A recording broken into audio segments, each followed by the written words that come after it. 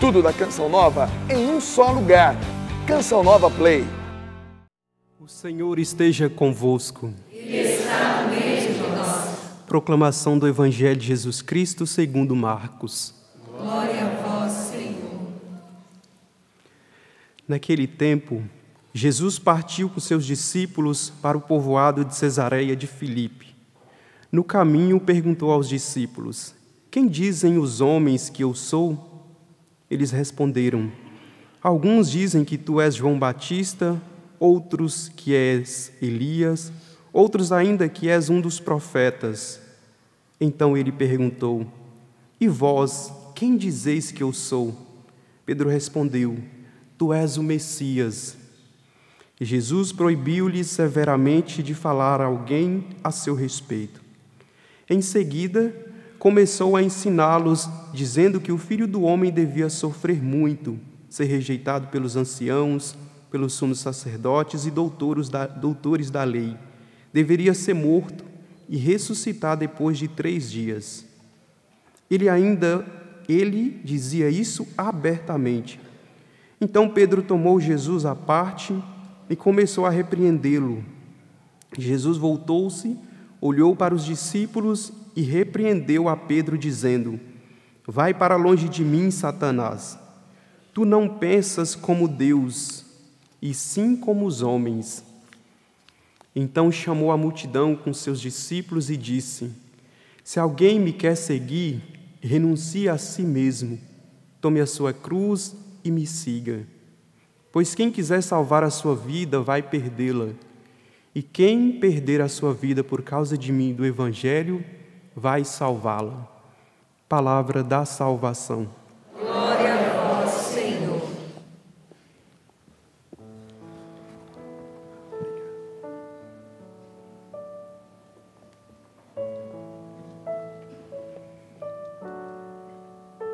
Andarei na presença de Deus, junto a Ele,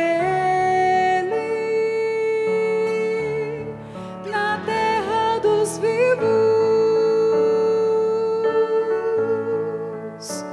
Andarei na presença de Deus, junto a Ele, na terra dos vivos.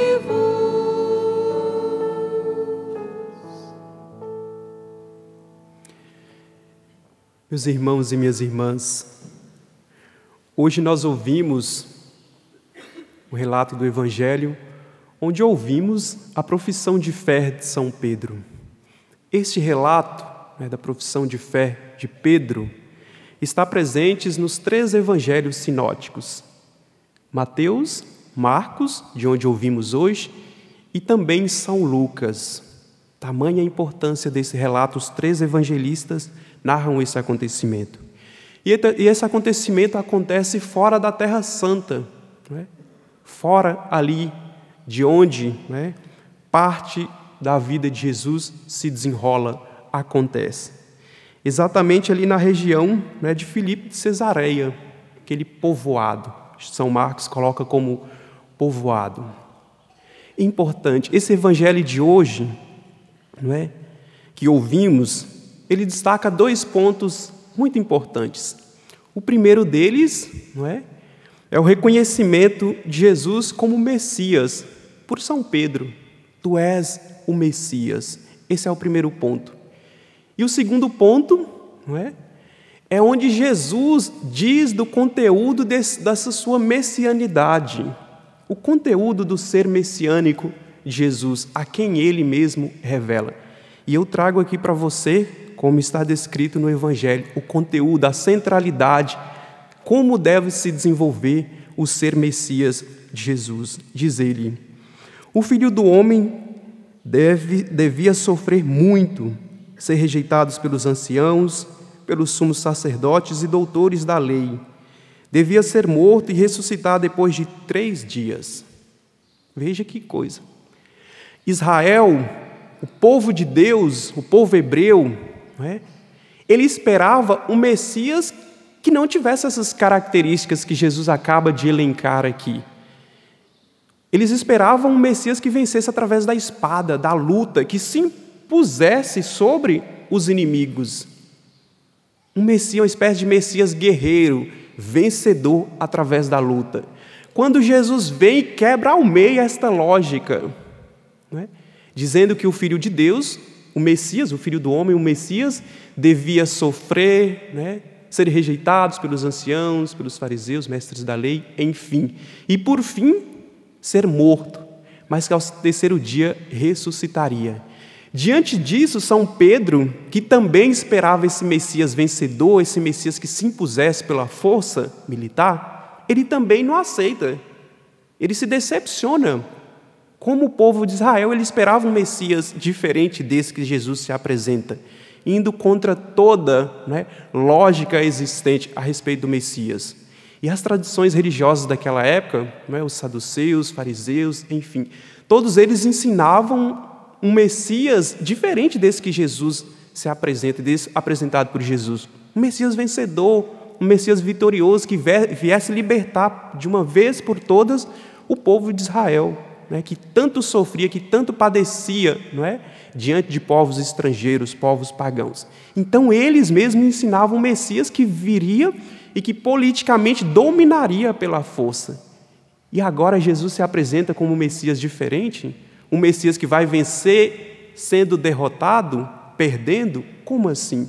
E é então que São Pedro chama Jesus à parte, não publicamente, diferentemente de Jesus, porque Jesus diz, né, daquilo que aconteceria com ele publicamente, no meio de todo mundo, os discípulos e os apóstolos. São Pedro não, chama à parte, então censura Jesus. Que isso não aconteça contigo, mestre, que isso não aconteça. Que você não morra, que você não seja entregue, que você não seja vencido, não é, pelos inimigos. E é então que Jesus diz a São Pedro, né, aquelas palavras fortes, contundentes: tu não tens o pensamento de Deus, mas dos homens. Afasta-te de mim, Satanás. Pense, imagina ouvir umas palavras fortes do Mestre de Jesus. Afasta de mim, Satanás. Essas eram as piores palavras que um discípulo, que um apóstolo pudesse ouvir. E São Pedro as escuta dos lábios de Jesus. Meus queridos irmãos e irmãs, e Jesus ainda conclui: aquele que quiser ser meu discípulo, né, renuncie a si mesmo, tome a sua cruz e me siga. Não diferente desse pensamento de São Pedro, que representa, não é, o pensamento de Israel, muitos de nós ainda temos esse mesmo pensamento. Agora que eu passei a seguir nosso Senhor, passei a seguir Jesus, as coisas na minha vida vão tudo bem. As coisas na minha vida agora cada vez melhores. Não haverá mais sofrimento, dores, não haverá mais traições, nada disso.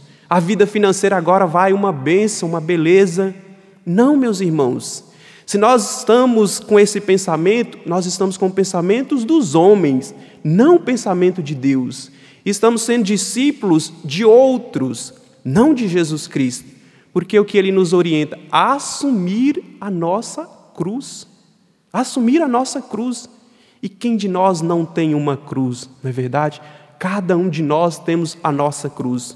Uns, né, com a cruz mais pesada, mais difícil, outros com uma mediana, uma média, né, um pouco mais leve, e outras com uma cruz pequena. Mas todos nós, sem exceção, temos a nossa cruz. E diante dessa cruz que se nos apresenta, duas coisas a fazer. Ou nós assumimos a exemplo de Jesus Cristo, não é? E vivemos com suavidade, porque nós renunciamos a nós mesmos, a nossa vontade, e por amor a Deus nós a assumimos, ou nós seremos obrigados pela vida a carregá-las, mas aí amargamente, e não nos santificando, não nos configurando ao Cristo sofredor. Pois é isso que a primeira leitura nos traz, nos ilustra muito bem esse messianismo, né, de nosso Senhor Jesus Cristo, o servo sofredor. Não é tirado de Isaías 50, um dos cânticos do servo sofredor. Ele que deu as suas costas para que o batessem, entregou a sua face para que arrancasse, não é, a sua barba. A obediência, o sofrimento, a entrega, chegando, não é, como nós anteontem celebramos a exaltação da Santa Cruz a morrer na cruz. Ele vence assim. Ele, diante do fracasso, do aparente fracasso, é assim que nosso Senhor vence. E eu, Padre, você também, irmão e irmã, que somos discípulos do Senhor, a nossa vitória, não é, virá pela cruz. A nossa vitória virá assumindo a nossa cruz de cada dia. E quantos de vocês poderiam dizer: ah, Padre, minha cruz é tão pesada, a minha cruz me apresenta de forma tão intensa, mas por amor a Cristo, por amor à sua igreja, eu tenho assumido e tenho carregado. Que bom, parabéns. É isso mesmo, não seja covarde. Não tenha os pensamentos dos homens, né, que se opõem à cruz de nosso Senhor. Não pense como aqueles que pregam: agora que você assumiu, agora que você aceitou Jesus, né, você não terá mais sofrimento. Não, meus irmãos, esse não é cristianismo. Esse segmento não é o segmento de nosso Senhor, é de outro. É do mundo. E a nós, se queremos ser santos, precisamos aceitar, precisamos renunciar a nós mesmos, essa vontade, essa concupiscência que carregamos na carne, que quer o tempo todo, que carrega uma lógica intrínseca, que é o quê? Evite o sofrimento e busque o prazer. Evite o sofrimento, evite a dor e busque o prazer. Não nos deixamos arrastar por esta força, pela concupiscência da carne, mas contrapondo-a, assumamos a nossa cruz. E aí você pode dar nome a esta cruz. É um sofrimento? É uma calúnia? É uma perseguição? Ela tem nomes variados, mas unindo a cruz de Cristo, ela tem um único resultado: a nossa salvação, a nossa santificação e a santificação dos nossos. Peçamos a nosso Senhor, por intercessão da Virgem Maria, que tenhamos os pensamentos de Deus e não os pensamentos dos homens, porque os pensamentos de Deus não nos levam a esquivar da nossa cruz, da cruz que se nos apresenta, mas nos leva a assumi-la, a agarrá-la e assim levar a termo até o fim da nossa vida. Louvado seja nosso Senhor Jesus Cristo. Tudo da Canção Nova em um só lugar. Canção Nova Play.